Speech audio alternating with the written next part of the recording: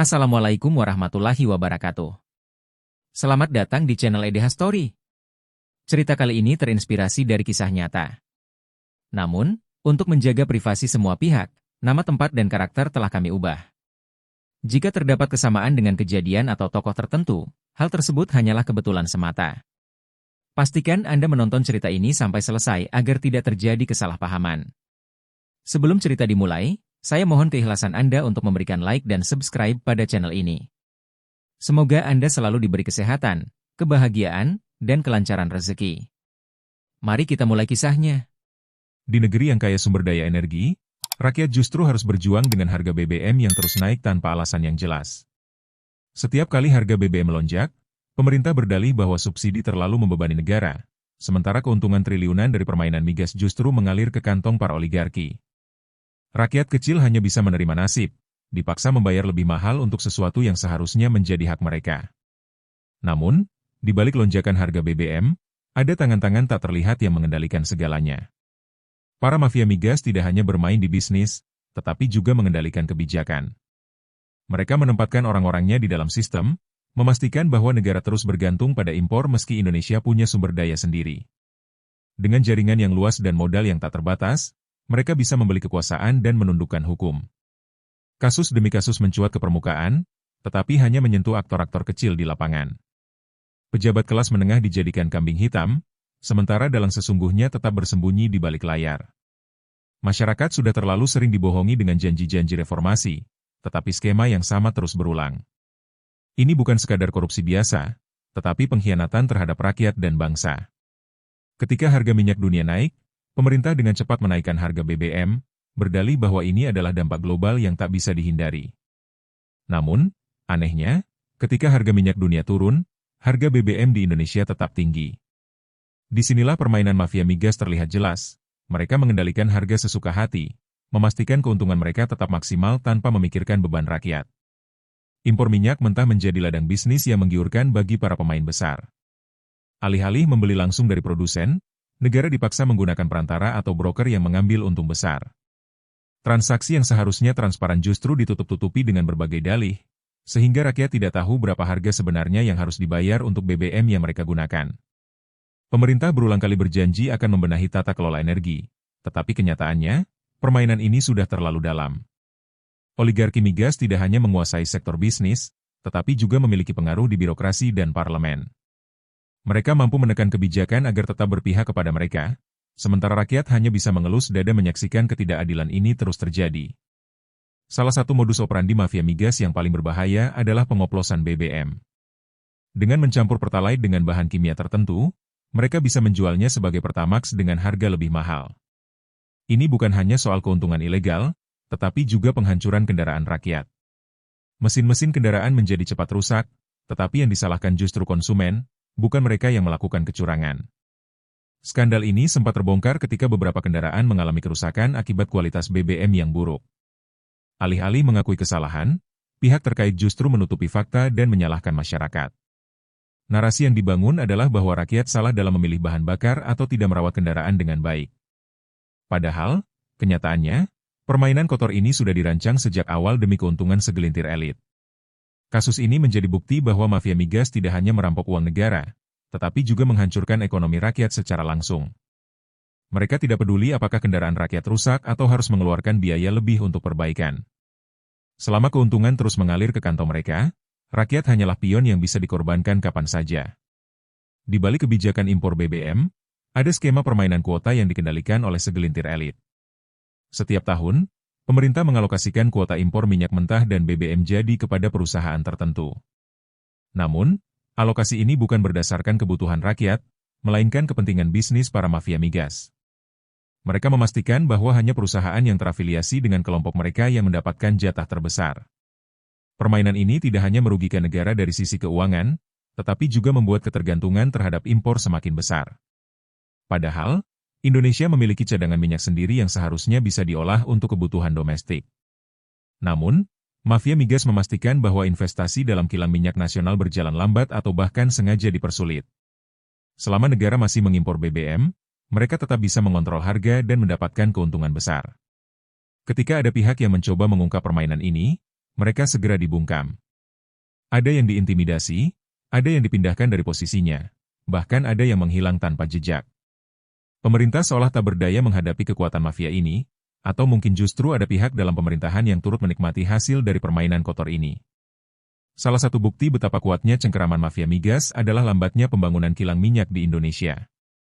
Sejak puluhan tahun lalu, rencana pembangunan kilang minyak selalu diumumkan dengan megah, tetapi hasilnya nihil. Setiap proyek yang dimulai, selalu berakhir dengan mangkrak atau molor tanpa alasan yang jelas. Masalahnya bukan pada teknologi atau sumber daya manusia, tetapi ada kekuatan besar yang sengaja menghambat proyek ini. Jika Indonesia bisa mengolah minyak sendiri, maka impor BBM akan berkurang drastis. Hal ini tentu menjadi ancaman bagi mafia migas yang selama ini mengeruk keuntungan dari impor. Maka, mereka menggunakan berbagai cara untuk memastikan bahwa ketergantungan terhadap impor tetap tinggi. Berbagai alasan selalu dikemukakan, mulai dari kendala teknis, regulasi, hingga masalah investasi. Namun, di balik layar, ada permainan suap, lobi, dan sabotasi yang membuat proyek kilang minyak tak pernah selesai. Rakyat terus diberi harapan palsu, sementara mafia migas tetap merayakan kemenangan mereka dalam senyap. Tidak hanya di sektor impor dan kilang, mafia migas juga mengendalikan distribusi BBM di dalam negeri. Mereka memastikan bahwa hanya perusahaan tertentu yang mendapatkan akses untuk menyalurkan BBM ke SPBU. Dengan sistem monopoli ini, mereka bisa menentukan harga dan pasokan sesuka hati.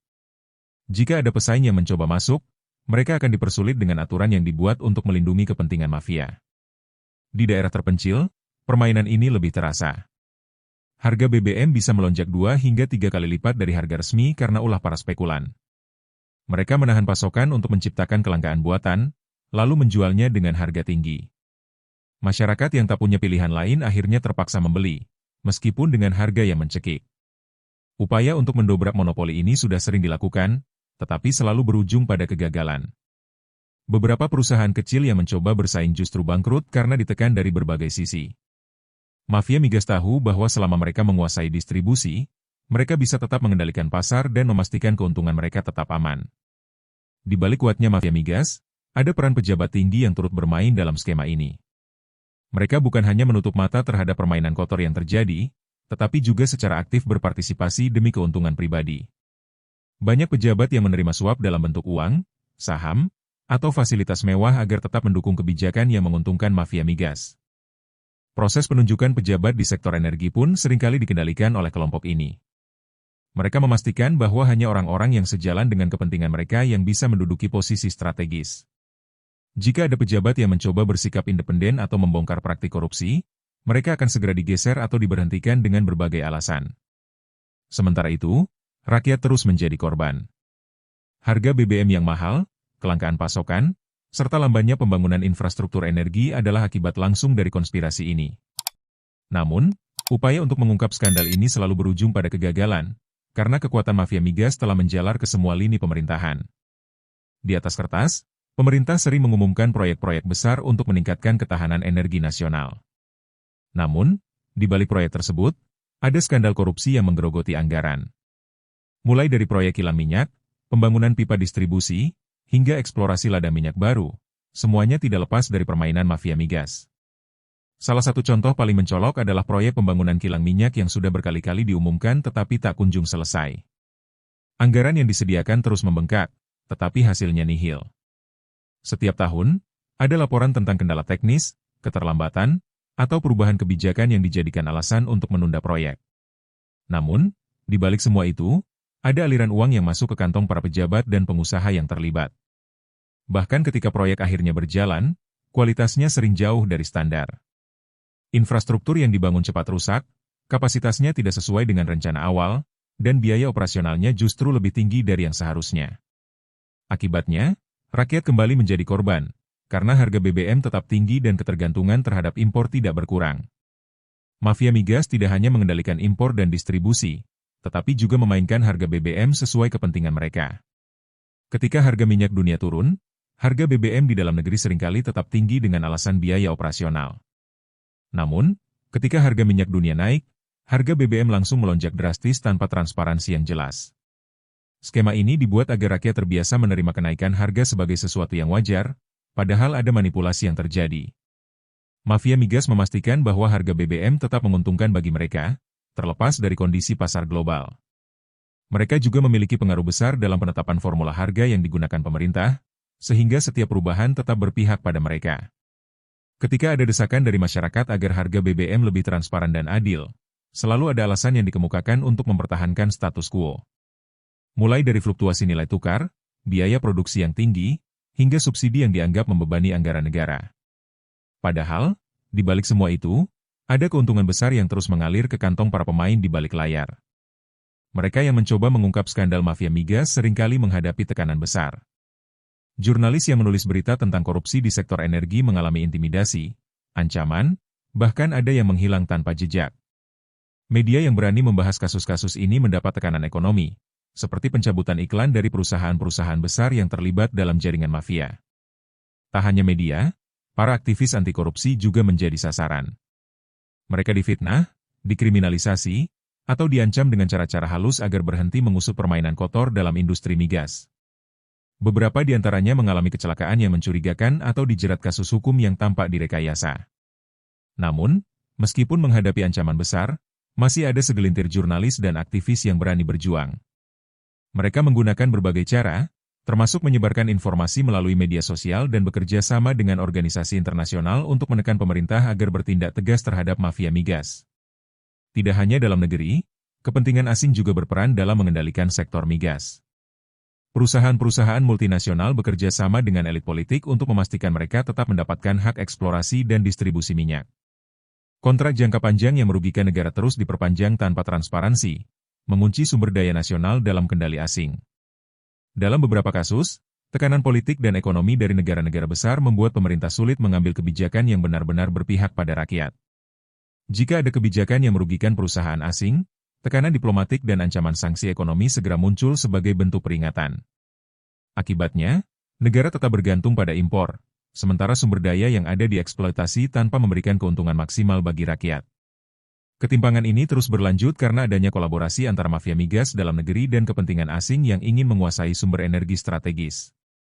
Setiap tahun, audit terhadap perusahaan migas dan proyek energi dilakukan, tetapi hasilnya seringkali tidak pernah dipublikasikan secara transparan. Laporan yang mengungkap ketidakwajaran dalam keuangan perusahaan migas mendadak hilang atau diklasifikasikan sebagai dokumen rahasia negara.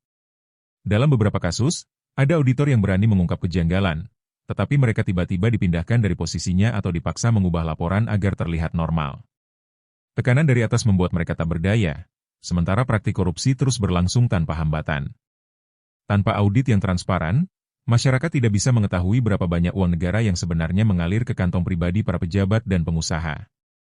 Mafia migas menggunakan sistem ini untuk menyembunyikan jejak mereka, memastikan bahwa skandal mereka tetap terkubur dalam tumpukan dokumen yang tak pernah dibuka ke publik.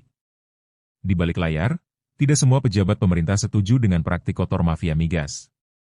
Beberapa di antaranya mencoba melawan dari dalam, mengungkap skema korupsi dan mencari cara agar kekayaan negara bisa dikelola dengan lebih baik. Namun, langkah ini sangat berbahaya. Beberapa pejabat yang mencoba membongkar jaringan mafia justru dijebak dalam kasus-kasus yang dibuat-buat. Ada yang difitnah menerima suap, ada pula yang tiba-tiba mengundurkan diri tanpa alasan jelas.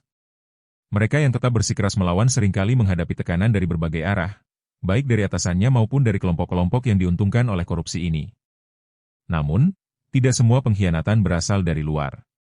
Ada juga orang-orang dalam yang pura-pura ingin memperbaiki sistem, tetapi sebenarnya bermain di dua sisi. Mereka menjual informasi kepada mafia migas dan memastikan bahwa tidak ada upaya perlawanan yang benar-benar berhasil. Di tengah tekanan yang semakin besar, muncul kelompok-kelompok perlawanan yang tidak bisa lagi diam melihat praktik mafia migas terus berlangsung. Mereka terdiri dari aktivis, jurnalis, akademisi, bahkan mantan pejabat yang kecewa dengan sistem yang korup. Dengan menggunakan teknologi dan media sosial, mereka mulai menyebarkan bukti-bukti skandal yang selama ini ditutup-tutupi. Mereka juga menggalang dukungan masyarakat agar kasus-kasus mafia migas mendapat perhatian luas. Namun, langkah ini tidak mudah. Mereka harus berhadapan dengan serangan balik dari kelompok yang merasa terancam. Ancaman fisik, pencemaran nama baik, hingga serangan digital menjadi bagian dari risiko yang harus mereka hadapi. Namun, semangat untuk mengungkap kebenaran terus membakar tekad mereka. Di tengah ketegangan yang semakin memuncak, seorang whistleblower dari dalam perusahaan migas memutuskan untuk berbicara. Ia adalah seorang eksekutif yang sudah bertahun-tahun bekerja di industri ini dan mengetahui seluk-beluk permainan mafia migas. Dengan bukti-bukti yang kuat, ia mengungkap bagaimana jaringan ini bekerja, siapa saja yang terlibat, dan bagaimana uang hasil korupsi dialirkan ke berbagai pihak. Namun, keputusannya untuk bersuara membawa konsekuensi besar. Ia diburu, difitnah, dan harus bersembunyi demi keselamatannya. Meski demikian, informasi yang ia bocorkan mulai mengguncang sistem.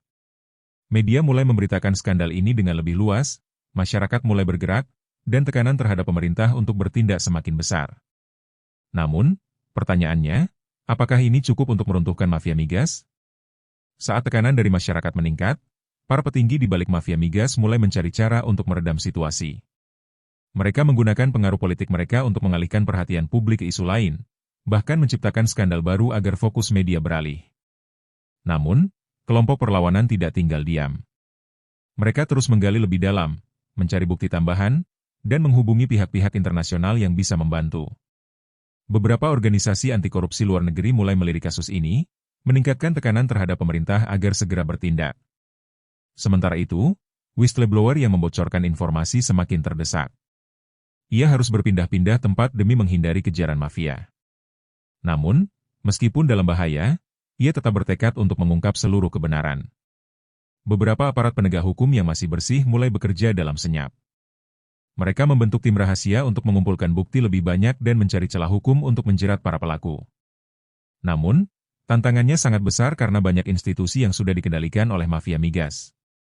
Dalam sebuah operasi penyadapan, mereka berhasil mendapatkan rekaman percakapan antara para elit politik dan pengusaha migas yang membahas bagaimana mereka membagi keuntungan ilegal. Rekaman ini menjadi senjata utama untuk mengguncang sistem dari dalam. Namun, sebelum bukti tersebut bisa dipublikasikan, terjadi kebocoran informasi. Salah satu anggota tim rahasia ternyata adalah mata-mata yang bekerja untuk mafia. Hal ini membuat situasi semakin berbahaya, karena mafia migas kini mengetahui bahwa mereka sedang diawasi.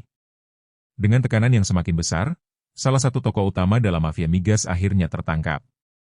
Ia adalah seorang pejabat tinggi yang selama ini menjadi otak di balik pengaturan harga dan distribusi minyak ilegal. Penangkapannya menjadi pukulan telak bagi jaringan mafia migas. Media mulai memberitakan skandal ini secara masif, masyarakat semakin marah, dan gelombang protes menuntut keadilan semakin besar. Namun, mafia migas tidak akan jatuh begitu saja. Masih banyak pemain besar di balik layar yang siap mengambil alih dan melanjutkan bisnis haram ini. Perlawanan harus terus berlanjut jika ingin benar-benar menghancurkan sistem korup yang telah mengakar. Setelah salah satu tokoh utama tertangkap, kelompok mafia migas mulai melakukan serangan balik. Mereka menggunakan pengaruh mereka untuk menggagalkan persidangan, menyuap hakim, dan mengintimidasi saksi-saksi. Di sisi lain, kelompok perlawanan juga semakin berani. Mereka bekerja sama dengan media dan organisasi internasional untuk memastikan kasus ini tetap mendapat perhatian. Bahkan, beberapa negara asing mulai memberikan tekanan diplomatik agar pemerintah bertindak lebih tegas. Pertarungan ini bukan lagi sekadar konflik antara mafia dan aparat, tetapi sudah menjadi pertempuran antara kebenaran dan ketamakan. Semua pihak harus memilih, berpihak pada keadilan atau terus menjadi bagian dari sistem yang korup. Setelah pertarungan panjang, perubahan mulai terlihat. Beberapa pejabat tinggi yang terlibat akhirnya ditangkap, kebijakan baru mulai diterapkan untuk memperketat pengawasan industri migas, dan sistem transparansi mulai diperbaiki. Namun, kemenangan ini bukanlah akhir. Mafia migas masih ada, hanya saja mereka bersembunyi lebih dalam. Perlawanan tidak boleh berhenti, karena jika lengah, sistem korup bisa kembali tumbuh. Whistleblower yang telah mengorbankan segalanya kini hidup dalam perlindungan, jauh dari sorotan. Namun, perjuangannya telah membuka mata banyak orang bahwa perubahan memang mungkin terjadi, asalkan ada keberanian untuk melawan. Perjalanan masih panjang, tapi satu hal pasti, kebenaran telah menang, setidaknya untuk saat ini.